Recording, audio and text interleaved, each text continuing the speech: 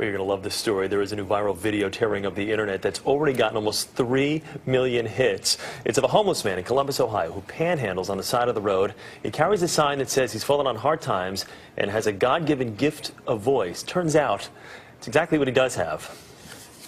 When you're listening to nothing but the best of oldies, you're listening to Magic 98.9. Thank you so much. God bless you. Thank you. And we'll be back with more right after these words. And that man's name is Ted Williams, and he joins us exclusively here on the Early Show this morning. Ted, good morning. How are you?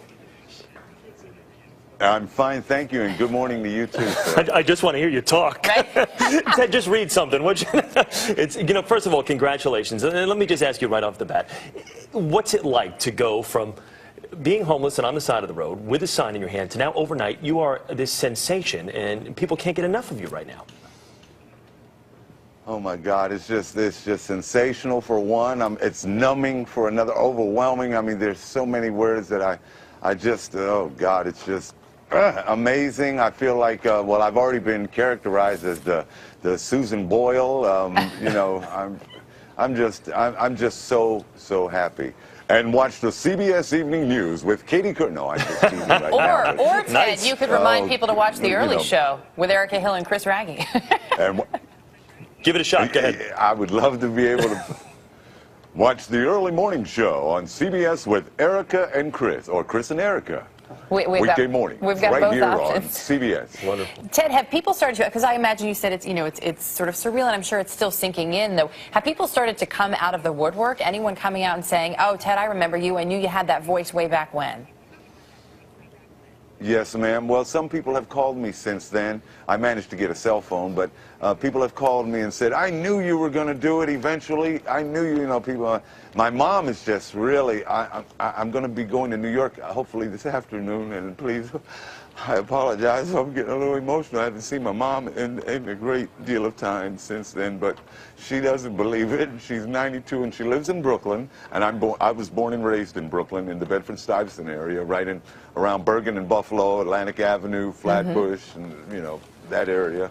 So, you know, God has been so good, and in the year 2010, on this date book that somebody gave me, I was going to write on there, well, another year wasted, but it was the year that I found God in my life. I mean, really a God of my understanding, and so it wasn't a wasted year, and I had no idea that something like this would have ever happened to me. It's like almost winning the Mega Ball lottery or something. This is just phenomenal. You're the third lottery winner today.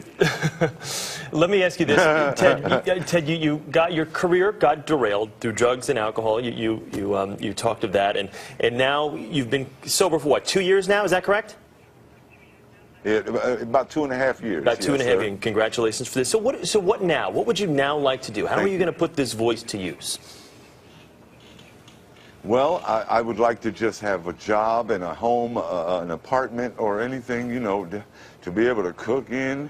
I'd like to, you know, just get my life in a responsible area of a 53-year-old man, a tax-paying citizen, and try to put some of my bad memories and everything. Well, I'm not going to forget where I came from, but I just want to put some of that on the back burner and continue with my life, whatever is left to live, and hopefully, like I said, I was holding that sign with the hopes or the wishful thinking that somebody was going to ride by and say, hey man, you know, I got an internet radio station that could possibly use some production work or something.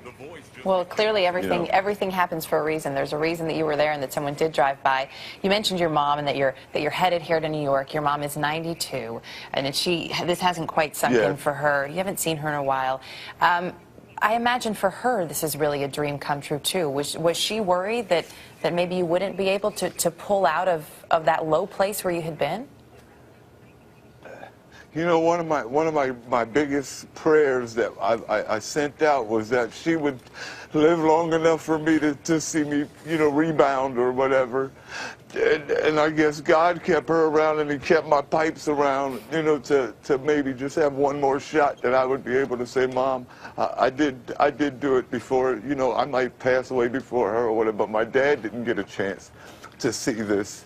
But God is good, and the only difference between now and the time that I did have some kind of a heyday or a successful life is that now I'm more appreciative of life. I'm not taking it for granted, and I am thanking the Lord every day. Even if this didn't happen, I was still on that road. I thanked Him and had a, my hour with God. I called it my hour with God. Sometimes I would make $25 in an hour. Sometimes I'd make 25 cents in an hour, but at least I would talk to God. I'd get mad at some motorists who would pass by and say, oh, look at that guy who's going to... Little did they know. I would have my little mumbles. Little did they know. Well, Ted, you know what? yeah. You've put us in great spirits today. Before we let you go, real quickly, say now batting for the Boston Red Sox, number 9, Ted Williams.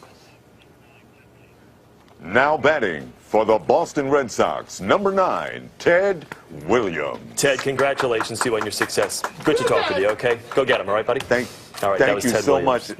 Yes, got sir. it.